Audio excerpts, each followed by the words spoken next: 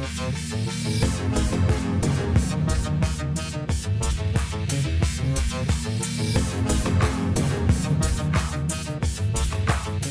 Sci-Forror Film Podcast.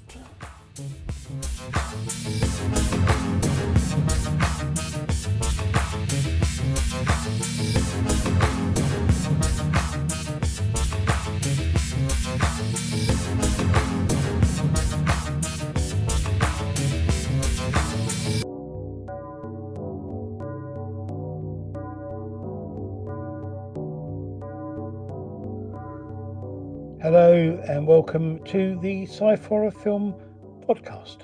I am Andy Walker, as always, and I'm joined by my son Scott. Hello, Scott. Hello. Hello. Is that you're always Andy Walker, or you're joined by yourself? Well, no, I'm mostly Andy Walker. There are times when I haven't been, but you know. Recently, or No, not for a while, unfortunately. Yeah. How you doing, all right? yeah, not bad. Oh, yeah. Sorry. Yes, no, not bad. I just having one of them days. How are you? How's things? How's life? My things are all right. Still in full working order. No, yeah, I'm okay. Yeah, it's sort of, bumbling along, doing the same old every day of the week. Nothing much changes Fair enough. and all that. So, can we do film things? Yeah. As that's what this podcast is all about ish. This episode we are doing science fiction. Yep. Science fiction or something, I don't know. We have two short films and a feature film Yes. of sorts. Okay, so the first of the short films is from 2025 and it is a film called The Erebus. I think that's how it's pronounced. Erebus? Airbus? I don't know. It is a film shortage selection, apparently, whatever that means. The writer and director is Sean Rayner, and the cast is Laura. I can't remember writing. Sorry.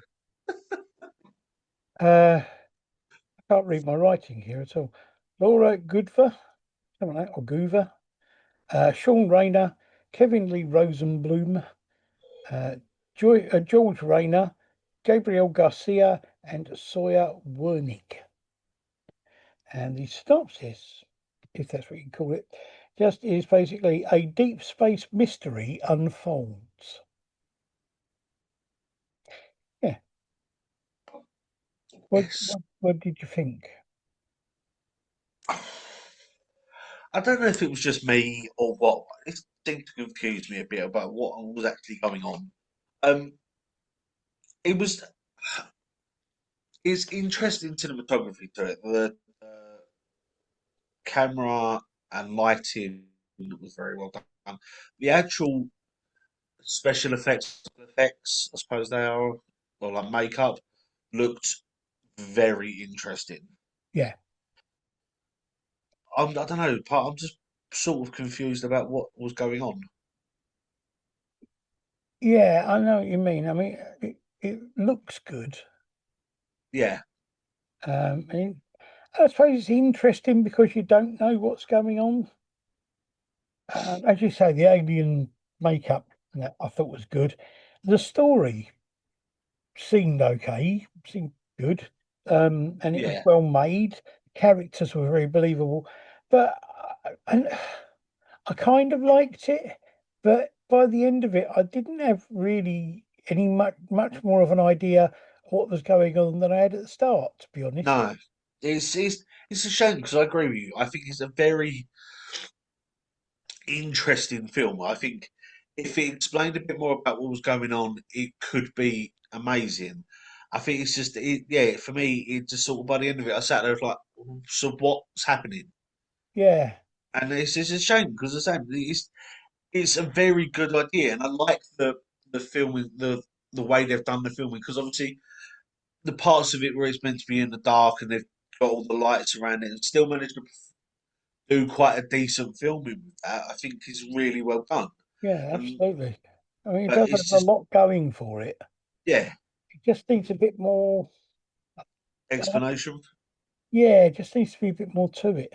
Yeah, Um, even if I suppose even if it's just sort of a I don't know like because like we've watched a couple of films where there's like little paragraphs at the beginning of yeah, saying this is what's going or just even just someone just to sit there in the dialogue and explain a little bit.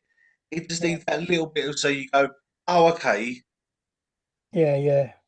I agree. Yeah. Okay. The second of our two short films is also from 2025, and this is a film called First Contact. It's a film by Tom Lawson, and the cast is Beth Lawson. There isn't a synopsis for this, so yeah. Uh, you know what? I mean, I think it looks good. The lighting effects were really good, and the effects for the alien were good. The acting was good, and all that sort of thing. And it's a good short film that could easily be, as we've said with quite a few others over the years, it could easily be part of or the start of a longer film. yeah. But on its own, it just kind of is a bit kind of, oh yeah, okay, Yeah, it's a shame because I think that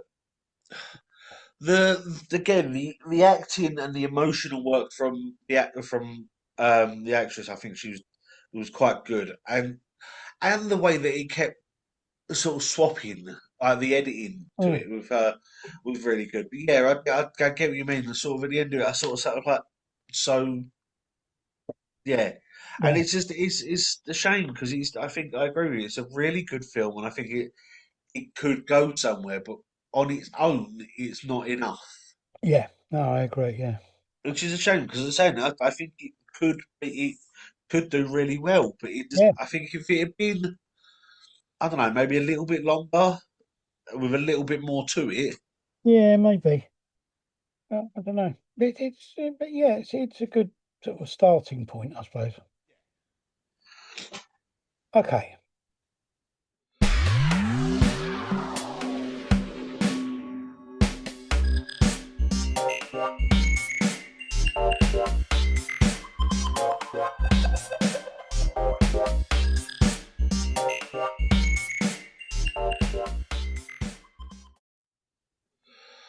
Right. Our feature film this week, I decided to do this last minute because of the fact I'd heard so much about it. Is from 2025. It's only been out a few weeks, and it is the new version of War of the Worlds. This is by Universal Pictures and Amazon. It's available on Amazon Prime. The writers of this are Kenny Gold, Mark Hyman, and it's based on the book by H.G. Wells, it says. Very loosely based. Um, the director is Rich Lee. The cast is Ice Cube, Eva Longoria, Iman Benson, Henry Hunter Hall, Devon Bostick, uh, Andrea Savage, Clark Gregg, Nicole Pulliman, Michael O'Neill, and Jim Meskimen.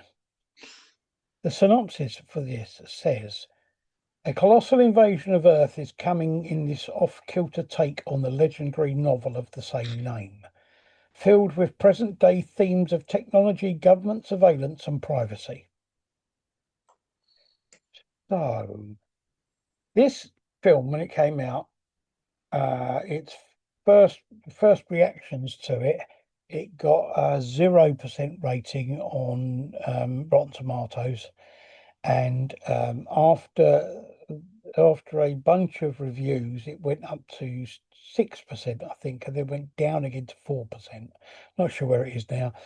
Um, It says on Amazon that it's in the top 10 of Amazon's things. And I think the only reason for that is because everybody's been Everyone, flagging it off so much that people are watching it to see if it's as bad as everyone says.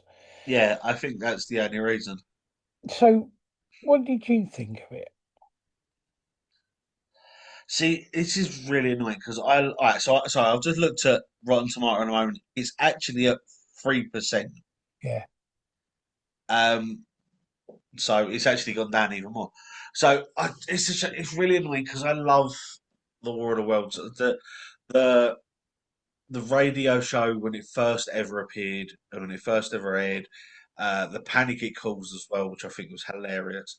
Um, but then the film adaptations, okay, yeah, there has been great ones always, Well, but and there's been a few TV shows of it, and I get that, but this I think is such a weird take on it. um, I mean, none of the film adaptations or TV things have ever been true to the original story. No, They've all changed the date setting, the time setting, the what the Martians look like, lots of other things. Um, I think this film had the potential to be a really good film. On okay, paper, if you look at it, the idea of it being a an invasion of the planet by aliens who are part cybernetic and who feed off computer later, data is a bit odd, but okay. Uh, they use the same idea as they've been seen in quite a few other films, but the same basic idea as there is in the original, which is the fact that in the original one, the Martians are killed off by uh, literally something like a flu bug. It's sort of like, you know. So in this, they kind of do the same thing in as much as they feed the aliens a virus, yeah, which kills them off. the mix between a computer and biological virus. Yeah, so but they give it a virus, which is the same basic idea as the original.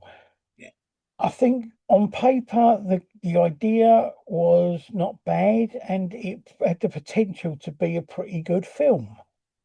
The problem I think with it um, is that too much of it was done on like a Zoom call like this, and on mobile phones, and there was too much green screen. The CGI wasn't very good. Um, the acting in the main, even by people I thought were pretty good actors, was really not that great. no, Um, and it's sort of like once you get past the fact that this guy who is in charge of, he seems to be the only person running Homeland Security yeah, and thing, right? Is using all of the government's resources to spy on his own children. Um, Once you get past the creepiness of that, and then we get past the fact that it just so happens that the person who seems to be hacking all these government things turns out to be his son. It's just a bit like, it's just, they're all a bit like, oh, really? You know, yeah, on the whole, I just didn't thought that it was really underwhelming and really quite boring. yeah. This is the problem. Like, I showed Amy the trailer, and she was like, "Do you know what? For the trailer, it looks really good." And I said, "Yeah, because they picked the good bits out." Yeah, Um, but the problem is, yeah, I agree with you. Is the fact that it's basically an hour and 20 minutes of this yeah, of a Zoom call or and random odd little moments where it's off screen. And yeah, on paper it seems like a good idea, and I think it is could have been executed better, but it wasn't, and that's the problem. And I agree with you. The acting ability of certain people who in other films have been amazing. In this, just sort of looked like they couldn't be bothered, yeah. and it's a shame. I kind of got the feeling from all of them that none of them really wanted to be doing it. No, and as I said, like Ice Cube, yeah, okay, he did do quite like as a rapper who's turned into an actor. he did do quite well with portraying the emotion of it, but Oh, I don't know. certain things. But Yeah, yeah, seeing the fact that he's using the whole of like the American global, like the American um, country surveillance to keep an eye on his pregnant daughter and his son, and failing miserably to realise that his son's the hacker that he's been searching for. yeah. He wasn't watching him very closely. No, and it's just there's certain moments where there was bits of I think bits of cock up in it. Like there's part of one of the scenes at the beginning where they're showing the storms that are happening, and you see someone run in front of the camera, Mm. and it's just like because he's holding like the clipboard, not the clipboard. What's it called? The clapper thing. Oh You yeah, can yeah, see him run in front of the thing, and there's certain reflections you can see of yeah, yeah. not actually there, or and Yeah, it's I said in theory it's a good idea. yeah, no, I agree. I Should have mean, been, there were green screen reflections in glasses and things like that. yeah, It wasn't really good. But there's things. I mean, you know, it's like his reaction. You see somebody getting sort of almost sliced in half by something, and his reaction is, "Oh, yeah. oh what?" It's just it's the emphasis as well from the meant to be like the president or whoever it was going. We need to declare an emergency for the war of the world. Just like you want to make that any more obvious that that's what you're trying, what Yeah, the I film's mean, the about. thing is, this could have been called anything. Yeah, it could have been. And it's just, I mean, the thing about it is that War of the Worlds is kind of now in the public domain, so anyone can do anything they want with it, unfortunately. Um, my biggest problem with this, to be honest with you, is when I got to the end of the film, I really wasn't that bothered about anyone or anything that was going on in it. No. I can't, by the time we got to the end, I thought, yeah, I don't really care.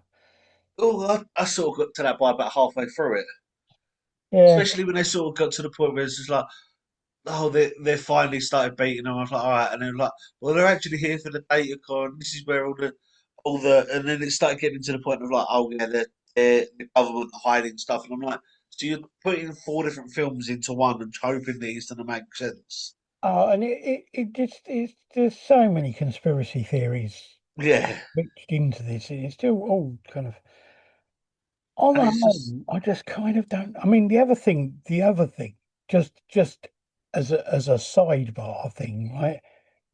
Do you think they could have pushed Amazon any more than they actually did? I mean, yeah, there's an Amazon delivery driver, and he says to him, "I can't fly the drone over to you with this unless you make a unless product you make a place, yeah. unless you order it from Amazon." It's the fact he actually shows as well him going online Yeah, and ordering a memory stick. Like he's got that on him.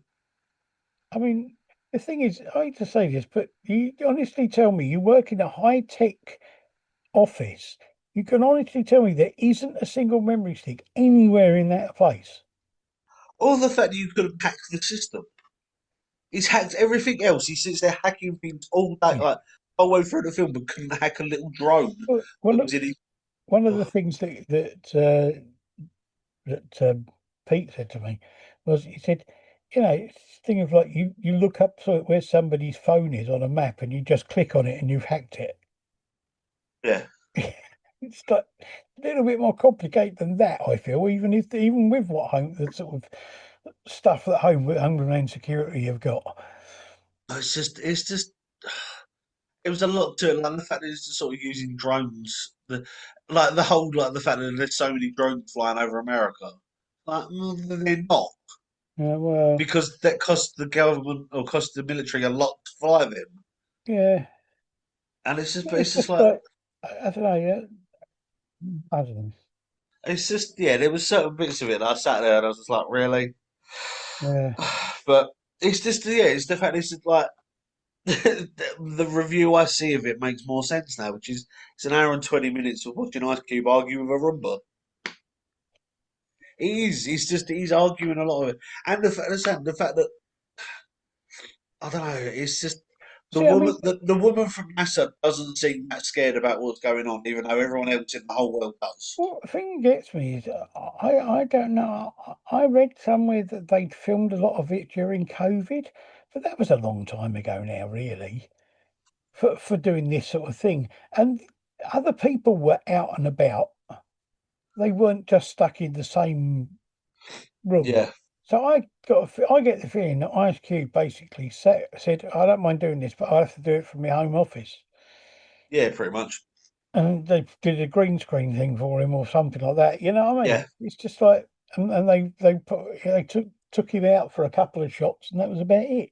yeah. It's just, as I said, it's a good idea, but I don't think that the execution or the potential execution of what they were trying to do was good enough. No.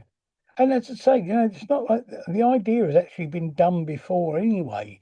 Not under the name of War of the Worlds. Yeah, it could. It said, I actually think this would have been done so much better if it hadn't have been called War of the Worlds. Yeah, well, I think people wouldn't have expected so much from it.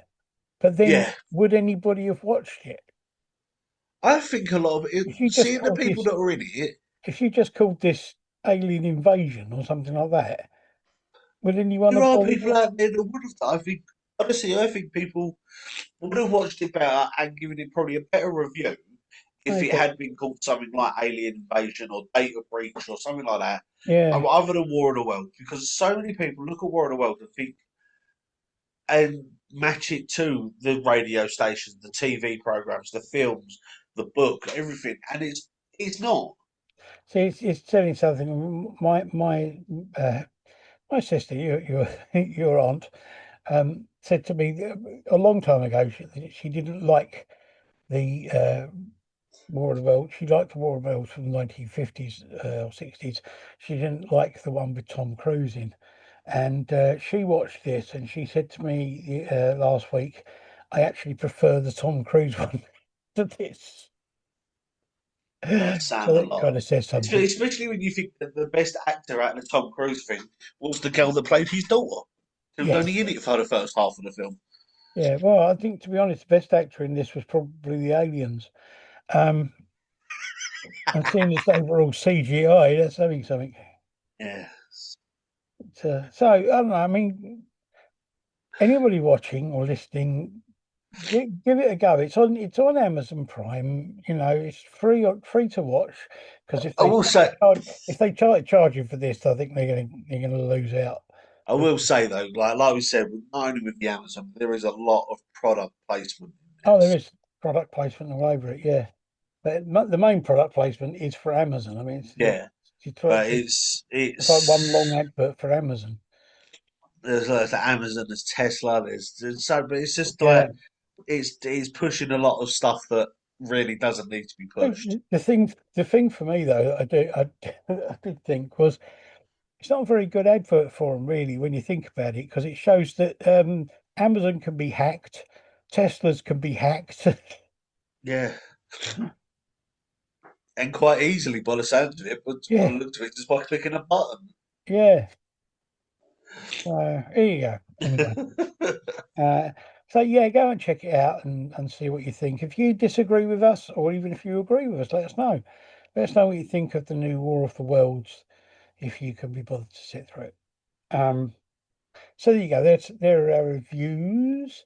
We had the Erebus, which I keep saying that like it's sort of Spanish. Erebus, andale, andale, Erebus. No, the Erebus or Airbus, whatever you pronounce it, which we both thought looked good, but weren't quite sure what it was all about. Yep, First Contact, which we thought looked good and had some good effects, but could have done with having maybe adding a bit more to it or expanding it to a bigger film would be good. And War of the Worlds, which we neither of us particularly liked, but both thought that had on had paper poten- had potential. had potential if it had been called anything other than War of the Worlds. Yeah, it had potential that it never lived up to. Yeah, So yeah, there you go. Okay. Thank you very much, Scott. that's okay. Next episode we will be doing horror again. How? And I'm just having a quick. Yes, we're going to be looking at a good bit of old British horror. Okay. So there you go. Yes. I was going to say something else, and I can't remember what it was.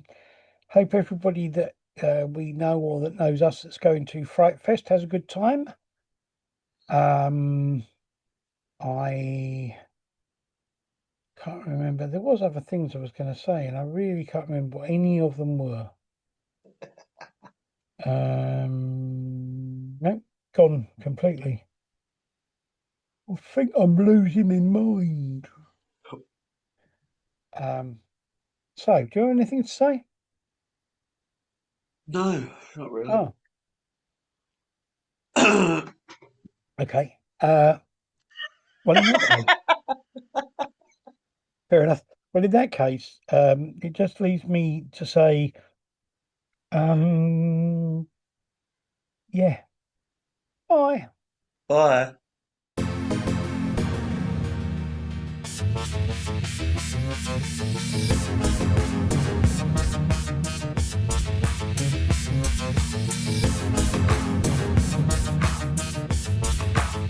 The Sci-Forror Film Podcast.